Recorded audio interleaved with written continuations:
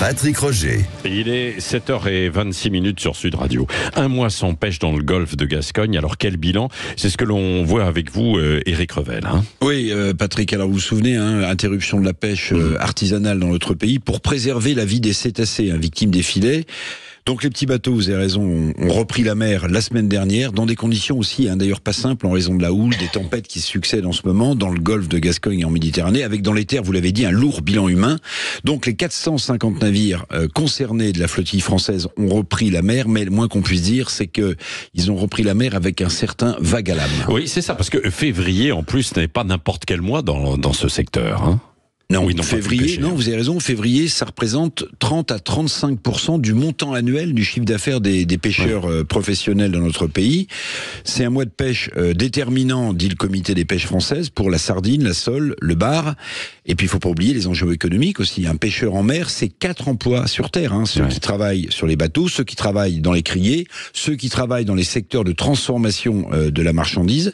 Donc, côté aide financière, vous en souvenez peut-être, Béchu, Christophe, ministre de la Transition écologique, avait annoncé 80 à 85% du chiffre d'affaires compensé pour les bateaux de plus de 8 mètres. Et il avait ajouté, ces aides seront versées aussi rapidement que possible. Et c'est peut-être là, dans le détail, que le diable se cache.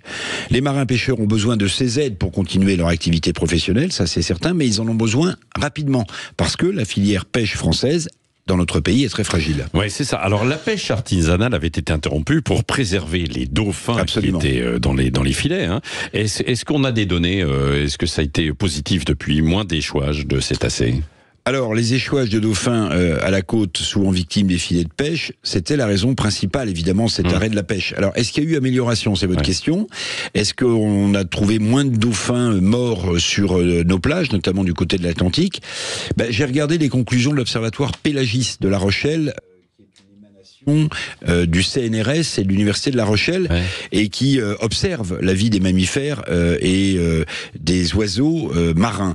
Alors, cet observatoire a constaté une baisse des échouages de dauphins, c'est vrai, mais dit l'observatoire pélagiste, il est trop tôt pour faire un bilan de la période, parce qu'il semble bien qu'il existe d'autres raisons de ces échouages multiples, notamment sur les côtes atlantiques. Alors il faudra attendre plusieurs mois, dit pélagiste, pour tirer des conclusions solides de cette interruption de pêche. Pendant ce temps-là, il faut pas l'oublier, d'autres flottilles européennes ont déployé leurs filets, donc il sera difficile d'y voir clair. Merci à vous, Éric Revel.